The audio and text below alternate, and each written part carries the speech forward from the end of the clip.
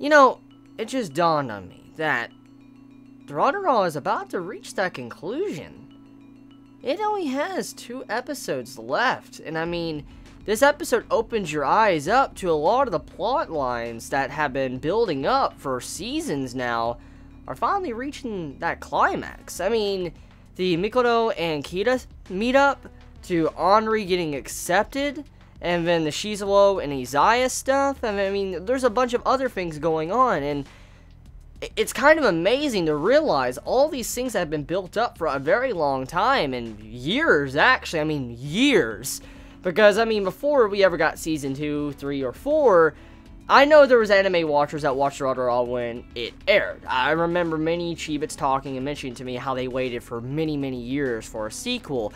And I bet this must be insane for many old, long-time fans of the series, just to see how we're reaching that conclusion. I mean, something we all have been waiting for a very long time. The Kita and Mikoto meetup, and then Henri being accepted and about to meet up with her other 2 friends. It really dawns on you. It's coming to an end. Very soon. Like, really, really soon. 2 weeks is honestly not nothing. It is not nothing at all.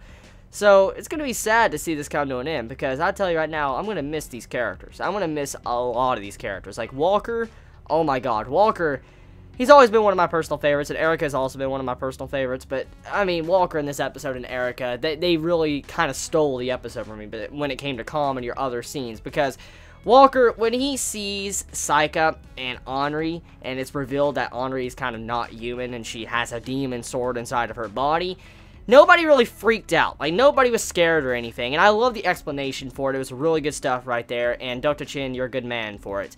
But when you see how Walker is like, oh my god, can I get stabbed? Can I finally, you know, get a power? This is what I wanted for a long time. And I mean, one thing leads to another.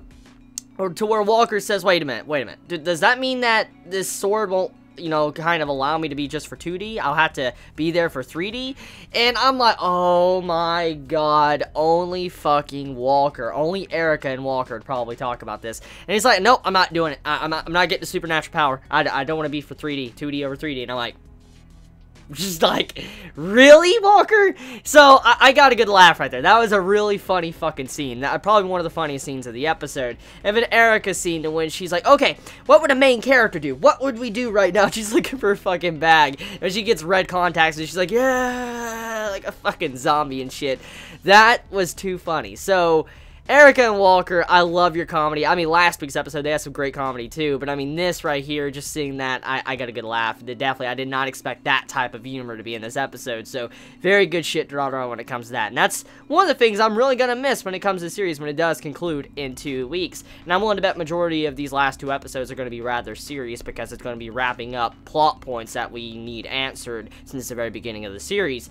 So, back on topic with the main plot stuff with this episode, Shingen, oh my god, Shingen, you act like a child sometimes. Just the way he had to, like, dodge. He's like, wait a minute, am I getting ignored? Am I getting ignored by a youngster? I mean, he got ignored by Izaya. Izaya walked by him, and then all of a sudden you have it to where he was getting ignored by his, you know, fellow helper bodyguard. And he's like, are you ignoring me too? And I just couldn't help but laugh the way he was acting. So Shinra's father just points right there for giving me a good laugh. More comedy, actually. I mean, that was a good scene. I know I was wanting to talk about plot points, but damn, I have to talk about the comedy first because it was just too good. So, okay, now I'm getting into the plot.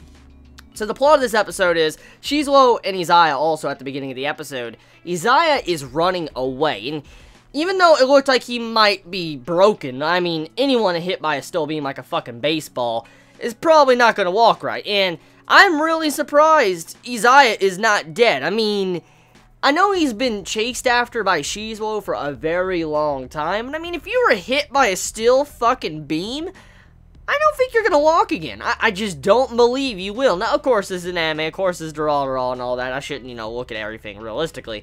It's pretty funny. You'd think someone wouldn't be able to walk. Now, this makes me question something now. Is Izaya human for him to be able to survive that hit? I mean, it would be quite the twist. I mean, since we're getting towards the end of the series, it'd be quite the twist. I mean, since Izaya loves humans so much or something. It'd be cool if we found out, like, Izaya was some form of supernatural creature, like, you know, a non-human. I would love that a lot. That'd be really cool shit if that does happen, but that's just my speculation. I mean, that's my only speculation of how the fuck he survived getting hit by a steel beam when Shizue knocked him out of the park like a freaking baseball.